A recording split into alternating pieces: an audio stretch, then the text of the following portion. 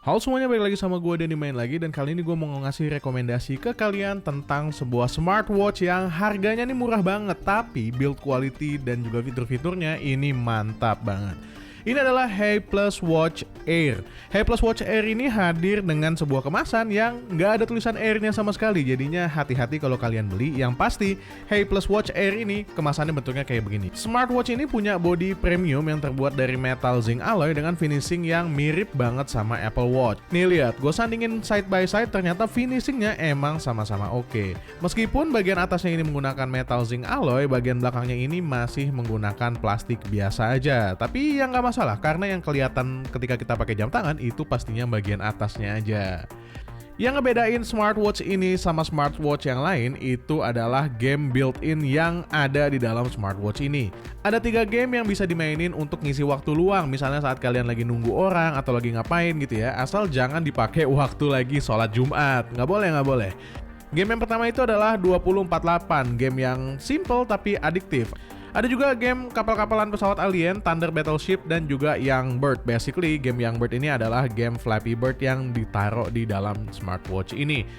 Layarnya menggunakan panel TFT berukuran 1,69 inci yang menurut gua udah cukup bagus untuk kelas harganya. Layar TFT-nya ini ditutupi sama curved glass design, jadi elegan ketika digunakan. Jam tangan ini tuh beneran terlihat mewah ketika dipakai. Udahlah zinc alloy, terus bagian atasnya juga kacanya curve, jadinya oke banget. Cuma sayangnya ya, yang menurut gua agak kurang itu ada di bezelnya. Gue sebenarnya sama sekali nggak keberatan untuk sebuah smartwatch itu punya bezel yang tebel, tapi kanan kiri atas bawahnya mohon dibikin seimbang kayak Apple Watch SE gitu. Nah, di jam tangan Hayplus Watch Air ini masih nggak seimbang karena di bagian bawahnya itu dagunya lebih tebal ketimbang bezel kanan kiri dan bagian atasnya.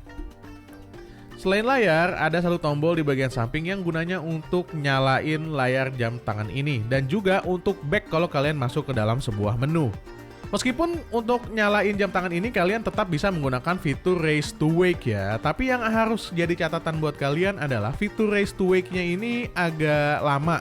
Jadi berasa ada jeda ketika kita angkat tangan sampai layar dari jam tangannya itu nyala. Ya mudah-mudahan ini bisa diperbaiki oleh Hayplus di update-update mendatang. Fitur kesehatan yang ada di dalam jam tangan ini juga lumayan lengkap. Kita bisa cek detak jantung dan SpO2. Ketika gue coba bandingkan detak jantung ini dengan oximeter, ternyata lumayan deket ya bedanya. Dan juga SpO2 dengan oximeter ini juga nggak begitu jauh lah. Meskipun demikian, gue nggak merekomendasikan kalian untuk rely solely on the smartwatch aja. Jadi tetap gunakan alat yang sesuai dengan standar medis. Oh ya, ngomong-ngomong fitur detak jantungnya ini juga bisa dihidupkan sepanjang hari dengan kompensasi baterai yang cepat berkurang ketimbang kalau nggak dihidupkan. Jadinya sepanjang hari dia akan ngebaca detak jantung kalian normal atau enggak. It's nice to have. Untuk urusan watch face-nya ini banyak banget ya, mulai dari yang statis sampai yang dinamis dengan animasi. Kalau kalian mau ngeliat pilihan watch face yang banyak, kalian bisa lihat di handphone ya, di dalam aplikasi Hayplus, bukan di jamnya. Jadinya nanti kalian install dan butuh waktu beberapa detik sampai akhirnya dia terpasang di jam tangan kalian. Kalian juga bisa pilih satu watch face yang bisa kalian gunakan dengan foto dari kalian sendiri. Jadi kalau kalian mau pasang foto anak atau foto anjing atau foto kucing itu bisa banget di sini.